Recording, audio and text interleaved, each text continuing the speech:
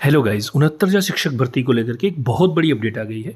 EWS के आरक्षण को खारिज कर दिया गया है। साथ ही एटीआरई को कोर्ट ने पात्रता परीक्षा माना। ऐसे में कट ऑफ पर क्या प्रभाव पड़ने वाला है, गुणांक कितना जाएगा, नए बीट वालों का क्या होगा। साथ ही बीटीसी में कहा जा रहा है कि 5500 अभ्यर्थी बाहर होंगे, क्या ये सच है, इसको भी जानेंगे। और साथ ही अब जानेंगे कट ऑफ कितनी जाएगी, जनरल की cut off, OBC SC ST वर्ग की कट ऑफ, और साथ ही दिव्यांग वर्ग की कट ऑफ कितनी जाएगी, क्या कट ऑफ सुरक्षित रहेगी। और एटीआरई के दोनों प्रकार, एमआरसी के दोनों नियम को जानेंगे। बात करते हैं कि बहस के बिंदु क्या थे, तो नोटिफिकेशन की डेट क्या रहेगी, यानी प्रक्रिया कब से शुरू है, और ऑफिस मेमोरेंडम और एक्ट में किसे माना जाए, इसको लेकर के आप देख सकते हैं कोर्ट ने कहा है कि हमें जो कंसीडर करना है, तो जो 103 संविधान संशोधन है एंड अडॉप्टेड, उत्तर प्रदेश के जो ऑफिस मेमोरेंडम में इसे 18/2/2019 को अडॉप्ट किया गया। एटीआरई परीक्षा के लिए जो सिलेक्शन प्रोसेस है वो शुरू किया गया 16/5/2020 से। तो क्या इसमें ईडब्ल्यूएस का आरक्षण दिया जाना चाहिए। और दूसरा था whether selection process would consider to be commenced when on 1/12/2018। 1/12/2018 से जब स्टेट गवर्नमेंट ने जियो जारी किया था एटीआरई एग्जाम को लेकर के, जो कि एक क्वालिफाइंग एग्जाम है to participate in above referred selection process, क्या इसको यहाँ से सिलेक्शन प्रोसेस की शुरुआत मानी जाए।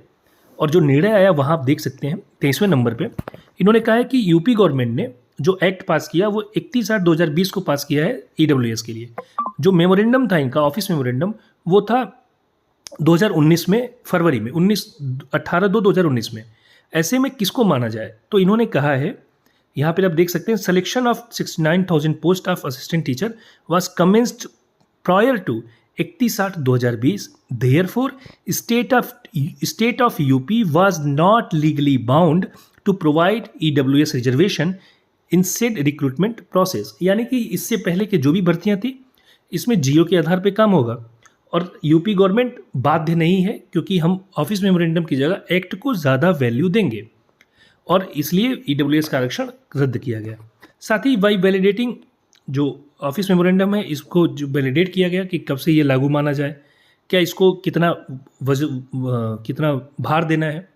और इसके बाद इन्होंने कहा in aforesaid circumstances this court is not entering to the dispute whether ATRE examination is a starting point of recruitment process of assistant teacher or not, as in view of above discussion. It does not require, as well as in view of above discussion, other argument of petitioner side has no legal basis, as well as judgment seated are distinguishable on fact as well as on law. वो कहते हैं हमें फ़र्क ही नहीं पड़ता, हमें नहीं पढ़ना इस बहस में कि एटीआरई की शुरुआत कहाँ से मानी जाए, 16/5 से मानी जाए, 1/12/18 से मानी जाए। ये भर्ती 30 अगस्त 2020 से पहले की है, और हम इसमें ईडब्ल्यूएस का आरक्षण नहीं दे सकते, बात खत्म।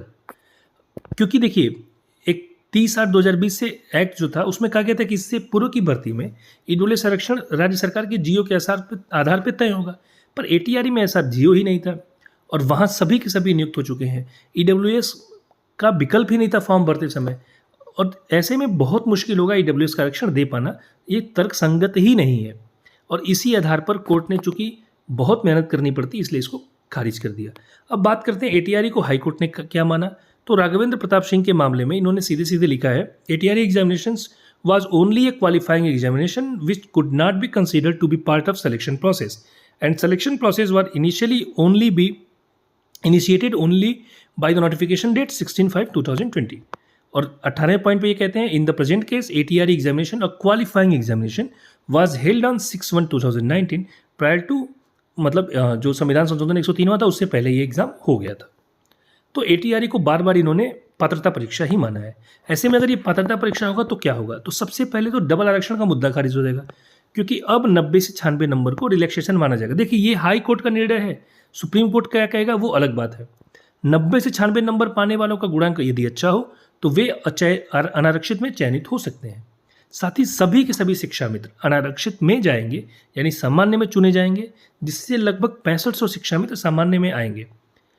ये तो एकदम आप कहेंगे 6500 कैसे आपने जान लिया, तो देखिए ये जो लिस्ट है गुणांक वाली, इसमें आप देख सकते हैं 6500 की लिस्ट तक 83.18 जो गुणांक है, ये इसके ऊपर सभी के सभी शिक्षा मित्र हैं, और 6500 शिक्षा मित्र सामान्य में चयनित होंगे। एटीआरई की पात्रता परीक्षा होने का फायदा आरक्षित वर्ग को मिलेगा। जो पहली सूची प्रकाशित हुई थी 67,867 की, उसमें एटीआरई को पात्रता परीक्षा ही माना गया है। ऐसे में वो सूची अब फिलहाल तो ठीक है, लेकिन हाँ एमआरसी को लेके रमेश राम का मामला अगर आएगा तब तो सूची ठीक रहेगी। अगर हाई कोर्ट के डबल बेंच जैसा निर्णय आया तो ये बदल जाएगा। अब बात करते हैं बीएड वालों का क्या होगा। इस पर कोर्ट ने कोई विचार नहीं किया, ये मामला फिलहाल सुप्रीम कोर्ट में है। अब बीएड वालों को छूट मिलेगी, नए बीएड वालों को, या नहीं मिलेगी, ये तय करेगा सुप्रीम कोर्ट। यहाँ हाई कोर्ट ने इस पर कोई भी विचार ही नहीं किया। तो बात करते हैं अब कट ऑफ कितनी जाएगी। देखिए एटीआरई को पात्रता परीक्षा, एमआरसी में रमेश राम के मामले को माना जाए जो कि सुप्रीम कोर्ट ने 2010 में दिया था, तो 67,867 की सूची में कोई बदलाव नहीं होगा। जितना ये खबरें फैल रही थी घोटाला हो गया 19,000 20,000, ये सब लफाजी है। अगर एमआरसी में रमेश राम का मामला और एटीआरई पात्रता रहा तो 67,867 की सूची में कोई बदलाव नहीं होगा। General cut off 67.11, OBC 66.71, SC की कट ऑफ 61.1 और एसटी में जो क्वालिफाई हैं वो सेफ रहेंगे। पर पहली सूची में 6,996 पद खाली थे, तो इस बार भी खाली होंगे। ऐसे में लगभग 3,000 पद अनारक्षित वर्ग को मिलेगा और ओबीसी को 1,900 पद, एससी वर्ग को 1,200 पद मिलेंगे। लगभग 1,200, एग्जैक्ट नहीं कह रहा हूँ, 1,100 से 1,200। तो जनरल की कट ऑफ 66.85, ओबीसी की कट ऑफ 65 से लेकर 66, एससी कट ऑफ 60 से लेकर 61, इतनी रहेगी। पर अगर एटीआरई को पात्रता और एमआरसी हाई कोर्ट के डबल बेंच जैसा हो गया तो क्या होगा। तो ऐसे में एमआरसी की वजह से 7,149 अभ्यर्थी जो 34,500 के बाद चयनित हैं सामान्य वर्ग के, उन्हें बाहर जाना पड़ेगा और ये 7,149 पद आरक्षित वर्ग को मिलेंगे। ये ठीक है कि इनको 5 साल नौकरी के लिए हो गया, सरकार इनको समायोजित कर ली, वो अलग मुद्दा है। पर जो पात्र होंगे 7,149 उनको तो देना ही पड़ेगा नौकरी।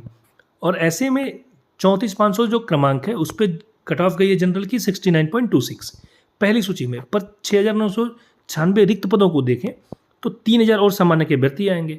ऐसे में अगर 37,500 तक जो कट ऑफ है वो 68.84, तो जनरल की अंतिम कट ऑफ सेकेंड सूची में 68.84 तक जा सकती है।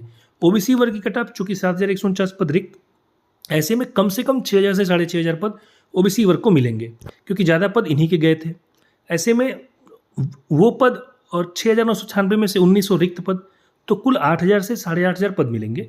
ऐसे में कट ऑफ पहली सूची में 64.5 से 64.75 और दूसरी सूची में 64 से 64.5 के बीच में ही रहेगी। इससे ज़्यादा दोस्तों कट ऑफ नहीं जा सकती। अगर रमेश राम के विपरीत फैसला आता है एमआरसी में तो एससी वर्ग की कट ऑफ, तो एसटी वर्ग के 1,200 पद रिक्त थे, 1,000 पद 7,149 से मिलेंगे, 1,000 से 1,100 पद, और 1,200 पद रिक्त पदों पर जो कि 6,996 के थे, कुल 3,400 पद मिलेंगे एससी वर्ग को। ऐसे में इनकी कट ऑफ पहली सूची में 58.5 से 59 और दूसरी सूची में 58 तक जाएगी। दिव्यांग, एक्स सर्विसमैन, फ्रीडम फाइटर सभी के सभी जो चयनित हैं वो सुरक्षित हैं। बीटीसी बैक पेपर वालों की संख्या 1,000 भी नहीं होगी, पर पेपर वाले इसे 5,500 बता रहे हैं। ये एकदम निराधार बात है। आप चाहें तो अपने जिले में पता कर सकते हैं कितने की लिस्ट गई। केवल 29 जिलों से सूचनाएं मांगी, 23 जिलों से सूचनाएं मांगी गई थी। ऐसे में बहुत होगा तो एक एक जिले में 10 से लेकर 20 ऐसे लोग हो सकते हैं। धन्यवाद दोस्तों, थैंक यू सो मच।